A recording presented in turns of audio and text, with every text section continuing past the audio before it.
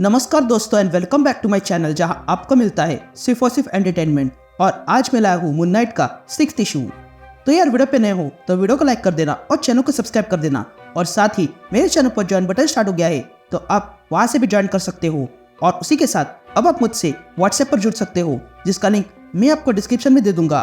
तो यार पिछले एपिसोड में आपने देखा कि मून नाइट को पता चलता है कि सोल्जर नाजी है और वो मून नाइट पर ध्यान रखे हुए है, इसलिए मून नाइट उसे रोकने जाता है। लेकिन तभी मून नाइट को पता चलता है कि ये सब कुछ मून नाइट को फंसाने के लिए था जो ज़ोडिएक ने बिछाया था। तो अब आगे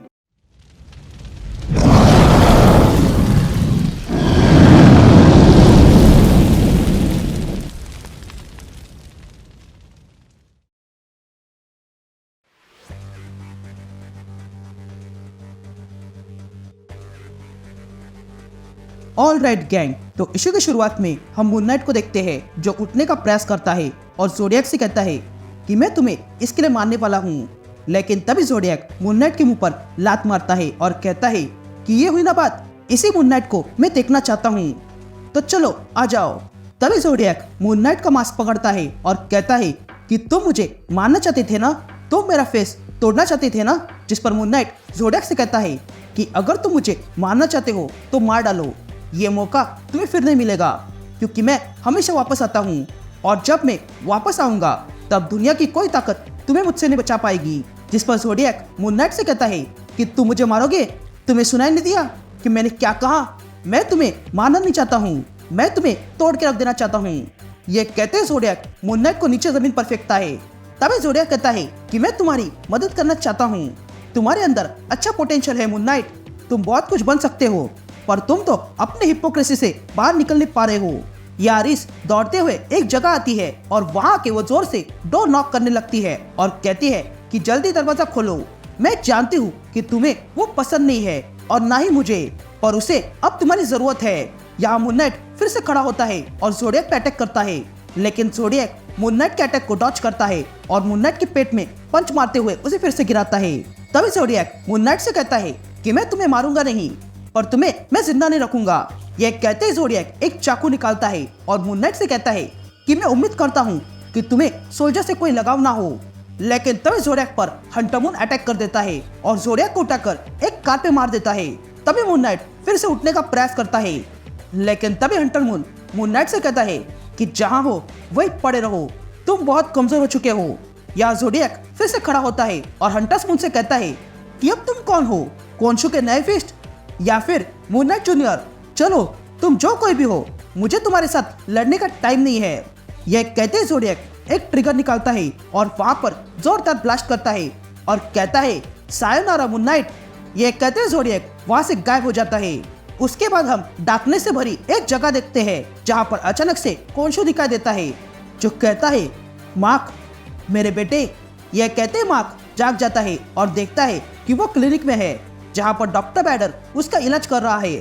तभी डॉक्टर बैडर मार्क को फिर से सुलाता है और मार्क से कहता है शांत हो जाओ, तुम्हें बहुत चोट लगी है। जिस पर मार्क डॉक्टर बैडर से कहता है कि मैंने नहीं सोचा था कि तुम मेरी मदद करोगे। जिस पर डॉक्टर बैडर कहता है कि तुम्हें ऐसा क्यों लगा?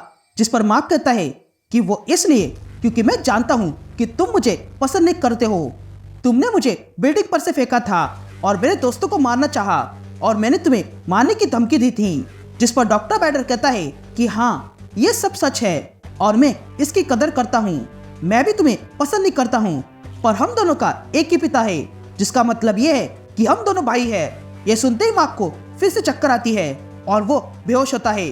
तभी डॉक्टर बैडर कहता है कि अगर तुम बुरा नहीं मानोगे तो मैं तुम्हें एक कहानी बताना चाहता हूँ।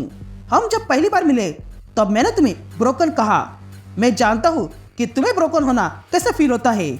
मैं इजिप्ट के लुक्सर में जन्मा था और मेरे पेरेंट्स डॉक्टर थे, इसलिए मैं भी डॉक्टर बना।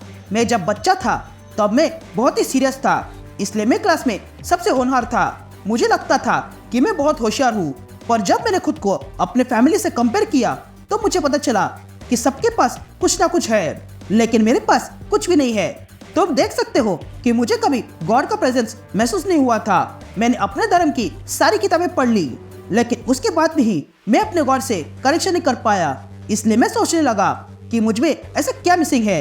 इसलिए मैंने हर एक चीज को सही तरीके से करना चाहा और मैं वो करते गया, पर उससे भी कुछ नहीं हुआ। यह कहते डॉक्टर बैडर मार्क के सिरे पर मून का सिंबल बना देता है और फिर मार्क को पट्टी से बांध देता है। तभी आगे डॉक्टर बैडर कहता है कि वो रात थी और मैं चल रहा था और मेरे साथ खतरा भी है, और वो खतरा वैम्पायर्स थे जिन्होंने मुझे मार डाला। पर यह सब कुछ मून देख रहा था। यहाँ सपने में हम मून नाइट को देखते हैं जो चलते हुए कोंशो के पास आता है। इधर डॉक्टर बैडर कहता है कि मून ने ये सब कुछ देखा और उन्होंने मुझे ऑफर दिया डिवाइन पर्पस पूरा करने का। मेरे पूरी लाइफ में मुझे हमेशा खालीपन महसूस होता था, पर कोंशो ने मेरी मदद की और तब जाके मैं गॉड को समझ पाया। मैंने ये सब पाने के लिए कितनी मेहनत उठाई है, लेकिन तुमने इसे एक ही पल में ठुकरा दिया। ये कहते डॉक्टर बैडर मार्क को एक कॉफिन में रखता है। तभी डॉक्टर बैडर कहता है कि तुम्हारी दोस्त वो रिस मेरे पास आई थी।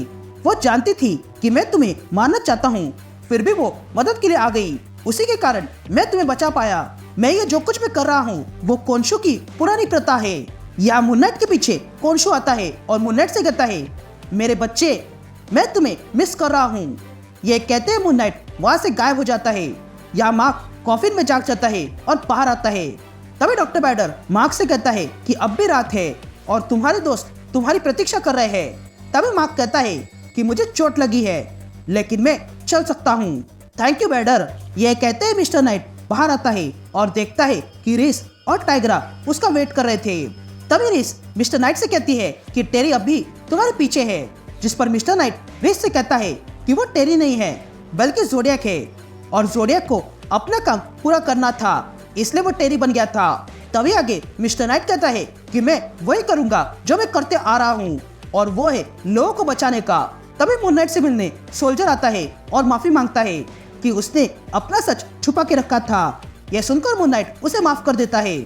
उसके बाद मिस्टर नाइट फिर से अपने मिडनाइट मिशन पे आता है जिसे जोडियक ने ब्लास्ट करके पूरी तरह से बर्बाद कर दिया था। तभी रिस मिस्टर नाइट से कहती है कि जोडियक ने ये जगह खराब कर दी है, तो अब हम क्या करें। जिस पर मिस्टर नाइट वहाँ पर पड़ी हुई चेयर उठाता है और कहता है कि हमारी बिल्डिंग टूट चुकी है पर मिशन अब भी जारी है, और अगर जोडियक मुझे ढूंढ रहा है तो उसे पता है कि मैं कहाँ मिलूंगा। ये कहते मिस्टर नाइट उसी जली हुई जगह पर बैठ जाता है और कहता है कि मैं हूँ मून नाइट और मैं कहीं नहीं जाने वाला हूँ। And that's it. ये इशू यही कंटिन्यू होता है।